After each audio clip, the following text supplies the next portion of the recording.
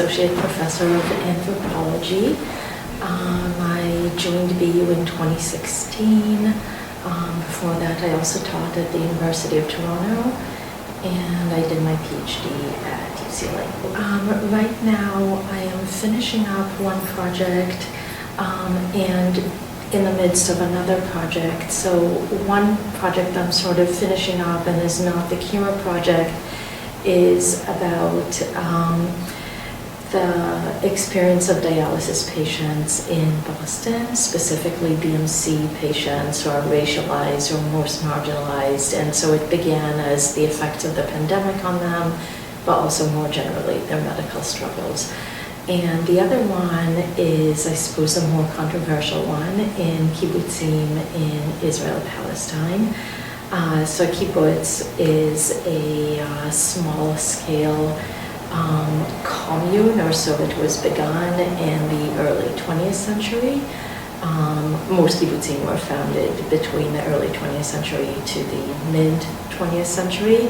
Began as Marxist, utopian kind of small groups that grew into bigger communities. And so I'm looking at aging and care, and through that at the changes in this type of organization, and specifically at intergenerational relations, what it means to have tried to kind of make it an international but also a nationalist movement, what it means to dissolve the bourgeois family and raise kids communally, but then change, and so how it's evolving, and also, of course, in the context of continuing and ongoing wars. So that's what I'm looking at. I think mainly I'm interested in gender and intergenerational relations and in inequality and social change. And so, and I often look at it through the lens of narrative and through the lens of medical and psychological anthropology.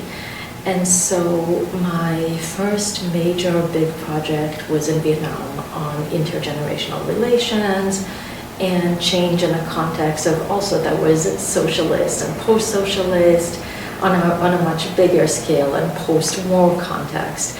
And the kibbutz is a kind of going back both to my roots. I was born and raised in a kibbutz for part of my life. So I kind of saw that change from what seemed like socialism, communalism, to an increasingly more neoliberal capitalist kind of organization. And so I'm interested in that. And so that felt like a good continuation from Vietnam. And the kidney project is also a bit of a continuation of a previous project I did, which was on eating disorders among women. And obviously very different demographics, populations, but again, how people manage illness and suffering and issues of inequality amidst both social change and always within the context of what does care mean. So I suppose the thing that most recently got published is a chapter that I wrote with my colleague Anna-Marie Samuels at Leiden University, and it's about narrative and silence and the ways that silence is not just, or narrative is not just the opposite of silence, but really looking at developments in psychological anthropology and how we might look at the two together. And that is a bit of a continuation of another piece that was recently published in American Anthropologist that was also looking at the notion of silent reverberations, which in some ways sounds like a contradiction in terms. But my book in Vietnam is called Silence and Sacrifice. I've had this long enduring interest in silence. What does silence actually mean? How is it enacted? And so in the co-written chapter, we were looking at various different works in psychological anthropology that deal with the issue of silence and how we might see it in narrative and through narrative, and how it also offers a lens into possibilities for political change. as well as grappling with uncertainty. And the other little piece was also my first way of trying to dive into the literature on the kibbutz and think about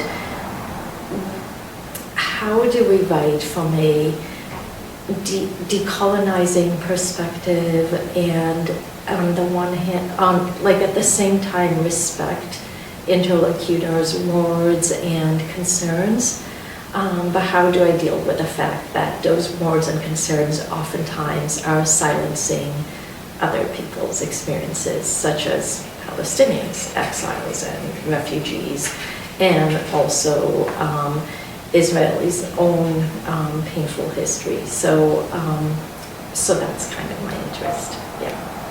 My field, I think I am. One, I love doing ethnography. I think I feel most alive when I'm with people and trying to understand things from their own perspectives. And I also really love doing research and also the writing part. Like if I feel like, oh, I'm getting a breakthrough or I'm getting to tell a story.